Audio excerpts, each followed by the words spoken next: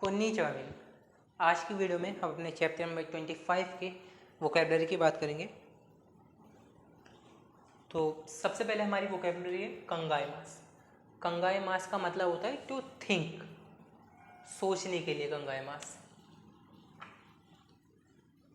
Ski मास का मतलब to arrive, पहुंच जाना। तोरी मास का हमने फ़ोटो लेना है, सामान पिक करने के लिए था, ऐसे ही होता है। तोशियो तोरी मास का मतलब टू ग्रो ओल्ड। याद रखना, टू ग्रो ओल्ड का मतलब हमेशा जब ही आएगा तब तोशी और तोरेमास एक साथ है। जब बोला होगा ना तोशी और तोरीमास, इसका हमेशा ही ये मतलब होगा टू ग्रो ओल्ड। इसके बाद इना का कंट्री साइड, कंट्री साइड गाँव का इलाका या जो होता है शहर से दूर का इलाका, उस सेंस में। चांस चांस कंट्री साइड ऐसे समझो जैसे मान लो ये टोक्यो है, टोक्यो से दूर जैसा में समुद्र के आसपास का किनारा होता है ना, उसे कंट्री साइड कहते हैं। किसी भी देश में जितना शहर से दूर जाते हैं उसे कंट्री साइड का इलाका, गाँव का इलाका। मोशीतारा का मतलब होता है इफ के लिए। एक्चुअल में मोशी का मतलब होता है इफ, तारा एक फॉर्म होती है, पैटर्न होता है जो हमेशा मोशी, जनरली मोशी के साथ लगता है। तारा का मतलब अगर ऐसा हुआ होता तो। इमी, इमी का मतलब होता है मीनिंग। इसके बाद मोशी, मोशी होता है फ़ोन पे, जब आप फ़ोन पिक करते हैं ना, when pick up the phone, जैसे इंग्लिश में बोलते हैं ना हेलो, फ़ोन उठाते हैं हेलो, वैसे ही जैपनीज में मोशी मोशी बोलते हैं। टेनकिन का मतलब होता है ट्रांसफ़र, जॉब से ट्रांसफ़र या क्लास से ट्रांसफ़र, तब टेनकिन शब्द का यूज़ करते हैं। को तो होता है थिंग्स, मैटर, उस सेंस में। और जब भी नो को तो बात करें ना किसी चीज़ के बारे में, जैसे मैंने बोला कारादनो को तो नहीं शराबे माश्ता, कि बॉडी के बारे में ढूंढा था, तो को तो थी, नो को तो अबाउट थिंग्स, किसी भी चीज़ के ऊपर होता है। हिमा फ्री टाइम,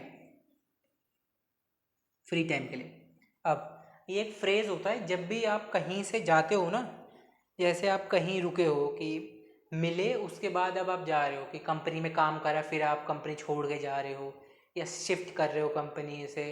होता है ना, कई बार आपने इस ब्रांच में काम किया फिर किसी और ब्रांच में कर रहे हो, या फिर आप यहाँ रहे थे इस स्कूल में, मतलब इस घर में रहे, अब आप जा रहे हो, स्कूल में पढ़े थे किसी क्लास में, अब वहाँ से शिफ्ट कर रहे हो। तो जो पीछे जिनसे आप मिले होते हो ना, उन लोगों को ये कहा जाता है ईरो ईरो से वाई नारी माश्ता, कि मतलब आपने मेरे लिए, मेरा इतना ध्यान रखा, मेरी इतनी केयर करी, उसके लिए आपको लिए धन्यवाद।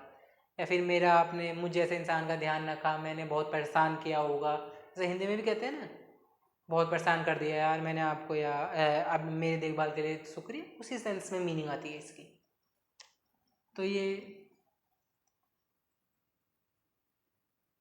इसके एक्चुअल में मीनिंग कहीं ना कहीं होती है thanks for taking care of me. ये यूज़ कब होता है ये याद रखना ज़्यादा जरूरी है। लीविंग द प्लेस, किसी भी जगह हो सकता है, वो आपका ऑफिस हो सकता है, स्कूल हो सकता है, हाउस हो सकता है, ऐसी किसी भी चीज़ को जब आप छोड़ते हैं उस समय बोलते हैं इरो इरो सेवन नायर मास्टा। गम्बारी मास का मतलब होता है I will do my best, I do my best. दोजो ओगेंकी का मतलब होता है please take care of yourself, please take care of yourself. ये जर्नली जब ये बोलते हैं ना, जैसे मैं मान लीजिए मैं कंपनी में काम करता हूँ आपके साथ, और मैं छोड़ के दूसरी कंपनी में शिफ्ट हो रहा हूँ, मतलब कंपनी की दूसरी ब्रांच में शिफ्ट हो रहा हूँ मान लीजिए, तो मैं बोलूँगा इरो इरो सेवेनारी मास्ता गम्बारी मास, की मतलब आपने मेरा बहुत ध्यान रखा उसके लिए धन्यवाद, मैं अपना बेस्ट दूंगा। तो जो रिसीविंग एंड पे होता है वो कहता है दोजो की दे, कि मतलब please take care of yourself, इस तरीके की मीनिंग आती है। ठीक है, तो ये कुछ फ्रेज थे और वोकैबुलरी थी। मिलते हैं ग्रामर वाली वीडियो में, जब तक के लिए जय हिंद।